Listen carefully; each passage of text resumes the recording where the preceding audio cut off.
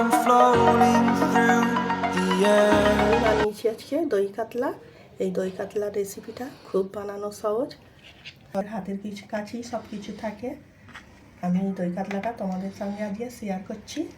কী কী উপকরণ লেগেছে সব কিছু আমি দেখাবো।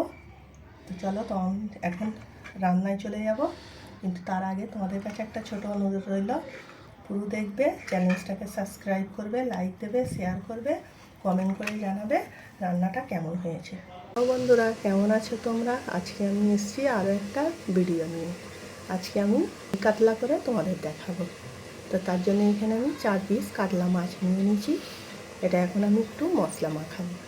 মশলা বলতে অল্প একটু হলুদ দেবো, ঠিক আছে, অল্প একটু হলুদ দেবো, স্বাদ মতো নুন, একটু সাদা তেল। এখন আমি এগুলো ভালো করে মাখিয়ে নেব। এতে বেশি মশলা দিতে হবে না, হালকা মশলা দিলেই হয়ে যাবে। তো আমার এখানে মাছটা মশলা মাখানো হয়ে গেছে। আমি এখন একে সাইড করে রেখে দিচ্ছি। এখন আমি একটা পেস্ট তৈরি করব। তার জন্য নিয়েছি 8-10টা কাজু বাদাম, 1 চামচ পোস্ত, আর 1/2 চামচ মৌরি।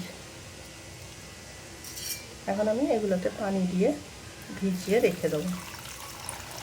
আমি এখানে মাছগুলো ভাজার জন্য চুলায় একটা প্যান দিয়েছি, তাতে আমি তেল দিয়ে দিচ্ছি। তেল গরম হয়ে গেছে, আমি মাছগুলো দিচ্ছি। এই মাছগুলো হালকা করে ভাজবো, বেশি কড়া করে ভাজবো না। মাছগুলো ভাজার সময় চুলার আঁচটা হালকায় রাখতে হবে। মাছগুলো আমার এক পিঠ ভাজা হয়ে গেছে, আমি উল্টে এই পিঠটাও ভেজে নেবো।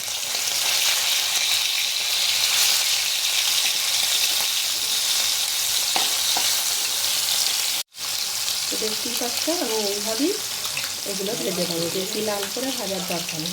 আমার এখন মাছগুলো ভাজা হয়ে গেছে, আমি একটা একটা করে তুলে নিচ্ছি।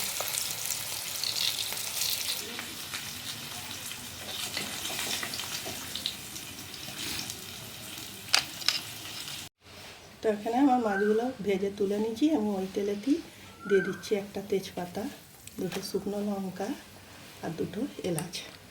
এগুলো একটু নাড়াচাড়া করে ভেজে নেব। তো এখানে আমি 2টো মিডিয়াম সাইজের পেঁয়াজ বেটে রেখে এখানে আমি পেঁয়াজটাকে হালকা করে ভেজে নেব। তো এখানে আমার পেঁয়াজটা হালকা বাদামি করে ভাজা হয়ে গেছে। এর মধ্যে আমি দিয়ে দিচ্ছি 1 চামচ আদা রসুন বাটা। এটাকেও আমি এর সাথে একটু ভেজে নেব।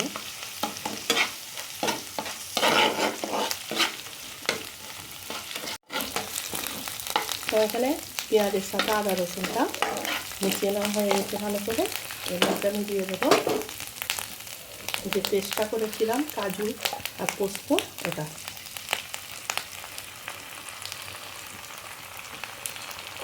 এবার আমি এটাকে ভালো করে এর সঙ্গে মিশিয়ে নেব। তো তোমরা দই কাতলা বানালে এইভাবেই বানাবে, দেখবে টেস্টটা অনেকটা বেড়ে যাবে। এখানে আমি দিয়ে দেবো 1/2 চামচ জিরে, 1/2 চামচ ধনে। এখানে কিছু মশলা লাগছে না, এটাকেও আমি এর সঙ্গে ভালো করে মিশিয়ে নেব।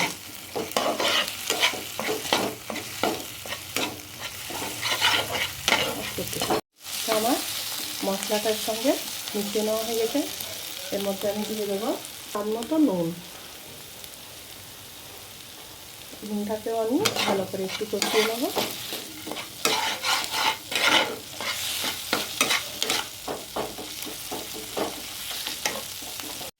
যখনই দেখবে মশলাটাকে তেলটা এইভাবে ছেড়ে দিয়েছে, এর মধ্যে আমি এবারে দিয়ে দেবো দিয়ে রাখা দইটা।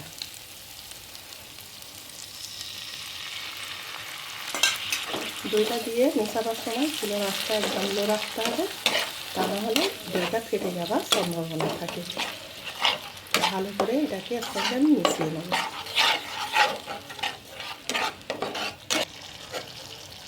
যখনই এবার দইটা ভালোভাবে মেশানো হয়ে যাবে, এর মধ্যে আমি দিয়ে দেবো পানি।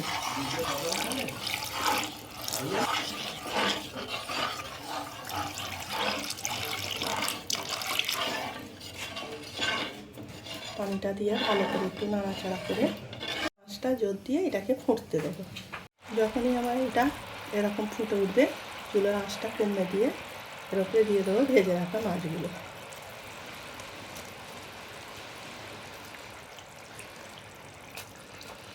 এখন আমি এটাকে লো আঁচে একটু ফুটতে দেবো।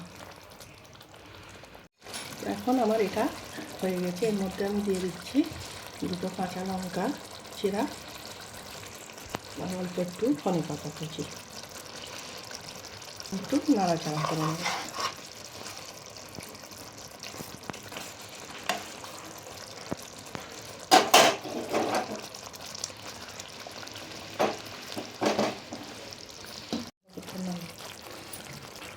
তোমার এটা হয়ে গেছে, আমি এখন চুলাটা অফ করে নামিয়ে নিচ্ছি।